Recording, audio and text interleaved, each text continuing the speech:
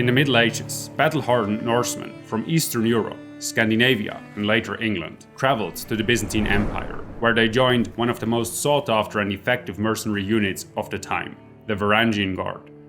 Renowned as loyal, disciplined and effective warriors, they served as the personal guards and elite military force of the Byzantine emperors for more than 3 centuries. To this day, they are Byzantium's best-known unit and remain among the most famous mercenaries in history.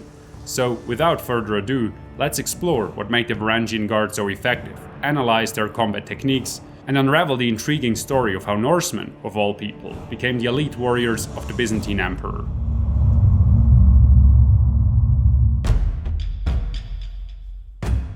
Situated at the Bosporus, where Europe and Asia meet, Constantinople, the Byzantine Empire's capital, was one of the richest cities in Europe in the late 9th century. Constantinople's flourishing trade attracted people from all walks of life, including adventurers known as Rus, or Varangians, as the Byzantine sources call them. The Rus were Scandinavian Vikings who migrated west and built their own state, with 2 major centers near Novgorod and Kiev. At first, the Varangians' relations with the Byzantine Empire were characterized by both trading and war, but starting in the late 9th century, some of them served as mercenaries in the Byzantine army. A century later, a military manual indicates their availability, and old Norse sagas begin to mention their service in Byzantium. It was only after 988, however, that the Varangian Guard was established as a permanent force. When an army of rebels, led by the general Bardas Phokas, marched on Constantinople to overthrow Basil II in 987, things didn't look great for the emperor. Phokas had taken control of most of the Byzantine territory in Asia Minor. When he finally laid siege to Abydos, a city right at the Bosporus, Basil was near despair. In this moment of desperation, he struck a deal with Vladimir the Great, the Grand Prince of Kiev. Basil agreed to marry off his sister Anna in exchange for the promise to Christianize the Rus and provide military assistance. Soon after, in the winter of 988, 6,000 Varangians arrived in Byzantium. With their help, Basil turned the tide. He surprised a rebel force at Chrysopolis and then continued to push the rebels back. When he approached Abydos, Phokas turned away from the siege, preparing for a climactic battle. But before the battle began, the rebel leader fell off his horse, allegedly suffered some kind of seizure, and died. After this, the rebellion quickly disintegrated. If you want to visit Anatolia, the historical region in which this rebellion took place yourself, you should consider benefiting from price reductions by using the service of NordVPN, the sponsor of this video. NordVPN offers you security and economic benefits in one by not only protecting your internet traffic, but also giving you the ability to access the internet at any time from a location of your choice. This allows you not only to watch series and movies that are not available in your country, but also compare prices and take advantage of offers when you go on vacation, for example, Anatolia. With NordVPN, you can save big on tickets, car rentals, and hotel bookings. We like NordVPN because it's fast, easy to use, and still very secure. Nord has been a long-standing partner of our channel and is the VPN we have been using privately for years. NordVPN also has a threat protection feature that protects you from unwanted tracking, malicious websites, infected files, and annoying ads. This means you are secure regardless of your VPN connection. Get 4 extra months of NordVPN's 2-year subscription now by clicking on the link in the description below. Test the offer completely risk-free, thanks to the 30-day money-back guarantee. Impressed by the battle prowess of the foreign warriors, Basil II made them the core of his imperial guard. After Basil II had dealt with the rebels, the Varangians accompanied him in his campaigns to the Caucasus, but most frequently they assisted the Bulgar Slayer, as Basil was called, against the Bulgarians. After Basil died, the Northerners remained in high esteem and were part of many expansionist ventures undertaken by his successor, for example Romanos III's Aleppo expedition in 1030. By the mid-11th century, having Varangian bodyguards was a symbol of status and imperial authority, and no emperor could do without them. Historians estimate that the Varangian Guards numbered approximately 3,000 through most of the 11th and 12th centuries. The sources for these figures are notably ambiguous, however, the numbers certainly fluctuated. In addition, little is known about the organization of the Guard. Their commanding officer, the Akolutos, was one of the most important officers in Constantinople. He was usually of Byzantine stock, while subordinate commanders were Varangians.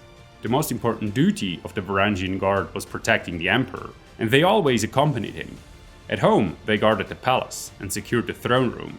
In battle, they stayed close and defended him at all costs. But the Varangians were more than simple bodyguards. In fact, they were often considered the elite infantry force of the Byzantine Empire. While they usually stayed close to the emperor, they sometimes formed the first line, or the reserve behind the regular troops. In the Battle of Beroia, in 1122 for example, Emperor John II Komnenos' army outmaneuvered the horse archers of the Pecheneг Khanates, pushing them back to their wagon fort, which they used as a last-ditch defense. There, the Pechenegs stood their ground, until John II himself led the Varangian Guard to breach the wagon fort and rout the remaining defenders. Apart from their duties as palace guards and elite infantry, Norsemen were also involved in naval operations. As many of them came from a seafaring background, they were capable warriors at sea. For example, they were used for amphibious operations and to suppress piracy. Sometimes, Varangian units were also stationed in outlying strongholds like Paphos on Cyprus, or as garrison in contested border regions. In addition, they were utilized as a kind of special force, undertaking delicate missions for the emperor and performing police duties. This earned them the animosity of some Byzantines, who saw them as foreign enforcers of imperial orders. All in all, the Varangians were an effective heavy infantry unit. Their most important weapon was the battle axe. Because of these distinctive, terrifying weapons, the Byzantines called them the axe-bearing barbarians. But while the axe was their signature armament, the Varangians used all kinds of weapons and supplemented their traditional equipment with the pick of the Byzantine arsenal. One weapon they did probably not use, however, was the eye-catching rhomphaia, a weapon consisting of a blade mounted on a short staff. This weapon is featured in several videos and books on the Varangian Guard. But according to the historian Timothy Dawson, it is very doubtful that they actually used it.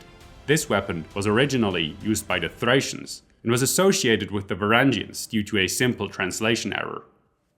Like most heavy infantry units, the Varangians also wore heavy armor, clad in chainmail or lamellar armor and protected by helmets and large shields. They certainly got an impressive figure. While the Varangians were valued for their battle prowess, their most cherished quality was their loyalty. According to Anna Komnene, the author of the Alexiad, a crucial source in Byzantine history in the 11th and 12th centuries, the Varangians passed their loyalty from generation to generation like a family tradition. Neutral to the intrigues of the Byzantine court, they were drilled to remain true to their master, to whom they swore an oath of allegiance. An outstanding example of their loyalty is the Battle of Manzikert. In 1071, Romanos IV left Constantinople with a substantial army to stop a series of Seljuk raids. The march east was so long and difficult that many of his soldiers deserted before they even reached the battlefield. The problems didn't stop there. Romanos' plans went awry, and he found himself surrounded by enemy forces. The Varangians, refusing to surrender and abandon their master, were cut down to the last man. The loyalty of the Varangian Guard was closely connected to the exclusivity of the group. Few could join. Recruits had to earn their spurs in other mercenary forces and often paid a substantial sum to join. However, being in the Guard was an honor and very lucrative. Members had higher pay and received preferential treatment when dividing spoils, and took advantage of numerous other benefits. This was one of the best advertisements for the Guard. The fabulous stories of success and riches shared by returning members motivated many to travel to Byzantium. An Icelandic saga, for instance, reports how a certain Bolli Bollison returned from his service in the Guard in 1030. Quote, Bolli brought out with him much wealth and many precious things. Bolli was so great a man for show that he would wear no clothes but of scarlet and fur, and all his weapons were bedight with gold. He was called Bolli the Grand. Stories like this motivated many to try their luck in Byzantium. Not only warriors, but also exiles, refugees, and adventurers. One of the most famous recruits was even a prince, Harald Sigurdsson, who later became Harald Hardrada, king of Norway. Harald was exiled from Norway after his brother Olaf lost the throne to the Danes. After a few years in Kiev, where he served Yaroslav the Wise, He arrived in Constantinople to join the Varangian Guard in 1034. Like many recruits, however, he wasn't accepted right away. He and the 500 stalwart men he had brought were instead ordered to fight Arab pirates, and then deployed in a campaign on Sicily. In this bloody war, the Byzantine general George Maniakes conquered large stretches of the island, including the city of Syracuse. Although the conquest was soon lost again, Harald made a name for himself, collected a fortune in plunder, and was finally admitted to the Varangian Guard. He then fought in several wars, mainly in Bulgaria, and later collected taxes in the empire. This occupation provided ample opportunities to enrich himself, which Harald exploited to their limit and beyond. In 1042, he was imprisoned for embezzlement. Harald wasn't imprisoned for long though. When Michael V rose to the throne some weeks later, he banished his adoptive mother and co-ruler Zoe, claiming the throne for himself. This spurred a popular uprising that was soon joined by a portion of the Varangian Guard, culminating in an attack on the palace. They freed Harald, who took charge and conquered the palace in a bloody battle. Michael V was blinded, allegedly by Harald himself, and sent to a monastery, while Zoe was restored as empress. Harald was restored to full authority, and there was no more talk of his embezzlement. But the good rapport with the empress didn't last. When Harald learned that Magnus the Good, an illegitimate son of his deceased brother, had ascended the Norwegian throne, Harald deserted to Kiev. After staying there for some time and marrying the daughter of Yaroslav the Wise, he returned to Norway in 1045 and eventually became king. At first, the men serving in the Varangian Guard mostly came from the Rus. However, as with Harald, they were soon joined by men with other origins, including Sweden, Denmark, Norway, and even Iceland. In an almost ideal symbiosis, a constant flow of adventurers and warriors traveled south in boats over the sea and along the vast river systems from northern Europe, and the Byzantine Empire hired the best of them. When the Kievan Rus fragmented into quarreling principalities during the reign of Alexios Komnenos, the recruits from northwestern Europe became even more important, especially the Anglo-Saxons. After the Norman invasion of England in 1066, many looked for an opportunity to make their fortune abroad. According to the historian Jonathan Shepherd, they soon made up a large share of the Guard, at times even the majority. It appears that the first Norman king of England, William the Conqueror, benefited significantly from this state of affairs, as several seals from the Byzantine treasury were found in London. The earliest Anglo-Saxon migrants probably included women, and were allowed to settle on the Crimean coast. Some of these settlements became lasting catchment areas.